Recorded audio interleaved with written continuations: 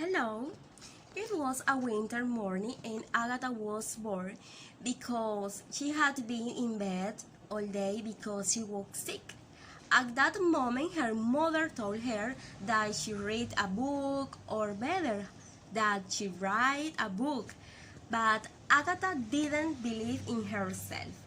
Even so, she began to write a story called House of Beauty on a typewriter, and they sent it to a magazine, but this publisher rejected.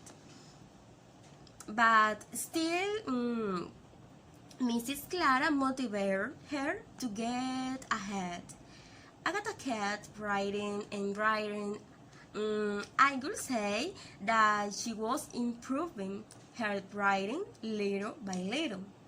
Days passed and she decided to write a novel because she remembered seeing a beautiful young woman in a hotel in Cairo when she was visiting Egypt. The girl was always with two men, one on each side of her. One day Agatha overheard someone say, that girl will have to decide between them at some point. It was all she needed Agatha to get an idea, and she started writing. She resent the story, but unfortunately they were returned. Oh no, what am I going to do? She thought.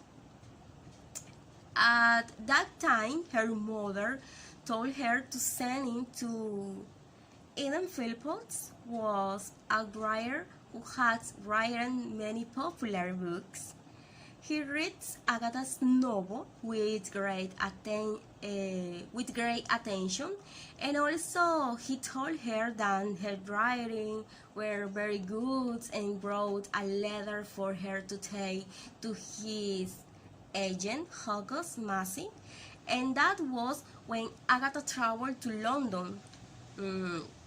At that time, Agatha was a very shy girl, and August was a big burly man, somewhat scary. That day, the man read the novel, Snow Pond, and gave it back to him. Well, surrounded by disappointment, other things happens in her life. They then returned to Egypt, where Agatha began to dance at a party despite how shy she used to be. Later, she began to receive invitations to dance, tennis matches, and other sports. It was there that she met Reggie, a shy young man like her who liked to play golf but didn't like fairies or dance. Well, they started making friends and playing golf every afternoon. Suddenly, Reggie told her, I want to marry you, Agatha. She liked the idea, but he had to go back to Hong Kong. That was when they began to write letters to each other, agreeing that they could marry as soon as Reggie returned house. A few months passed, and Agatha went to a dance at the home of the Lord and Lady Clifford family.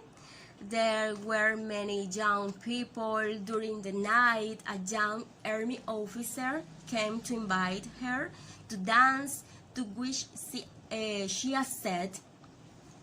He was tall, friendly, and with beautiful blue eyes. His name was Archie Christie. Agatha liked him immediately, then danced together many times. That night they had a very pleasant talk. A week later, she was having tea with some friends in front of her house when she received a call from her mother saying that a man was waiting for her, and that is how when she got home she found Archie Christie waiting for her. They spent the whole afternoon talking about various topics until it was time to leave. He invited her to a concert.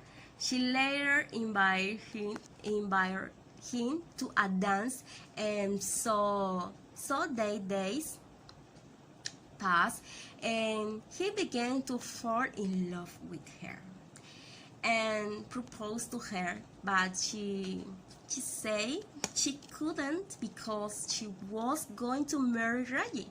But she wants to marry Archie, and she wrote a letter to Reggie to tell him that she could not marry him, and she took it a very kind way. Agatha told Archie they should wait for have more money to get married.